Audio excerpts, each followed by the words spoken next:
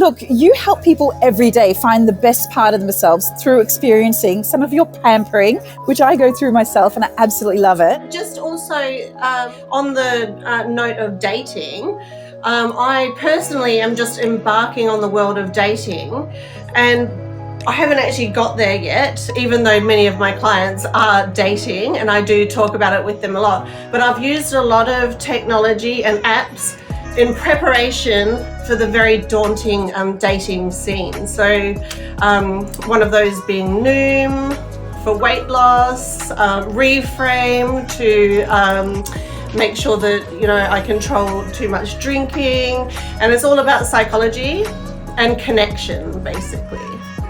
But anyway, yes, I also am, I have a beauty salon here in Godrei Junction, and I make people look and feel beautiful, which is also a part of the big preparation for the dating scene. Exactly. Like, if I could rearrange the alphabet, I would put you and me together much more often. Sorry, I got to keep coming out with these cheesy pickup lines because it is a dating show. And that's made in heaven. I get it. Yeah, so just getting back to, you know, those apps that I do use, it's about a feeling of connectedness, I feel. That's why I turn to the apps and technology these days. And I think as far as dating goes, the old school way of just going to the pub and meeting someone, that doesn't work anymore. I think we're in a much different kind of landscape now, whereby people are maybe a lot more healthy than they were 10 years ago when I was last dating. And so I'm basically learning this new world of apps and online dating apps. And it's quite full on, but I do get a lot of stories from my clients and a lot of success stories as well. I had a client earlier today who met the love of her life on a dating app called Hinge.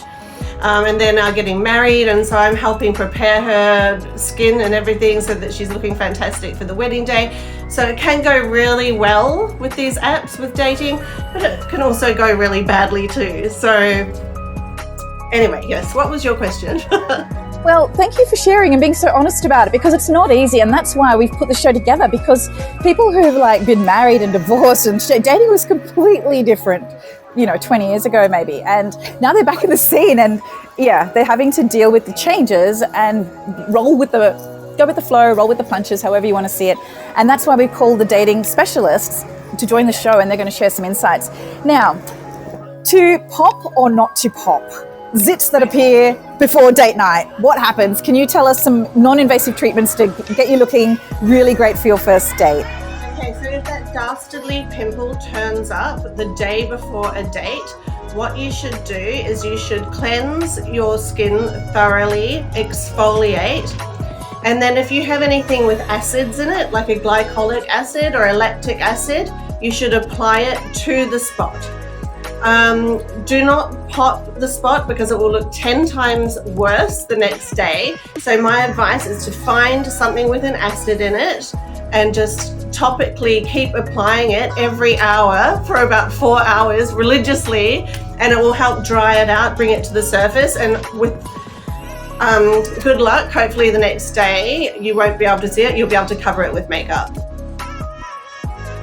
Awesome. That is so cool to hear. Oh, look, we've got the datas back on. Hi, Eve, thank you so much for joining us on this chat. Have a great rest of the podcast. I'll be watching and learning.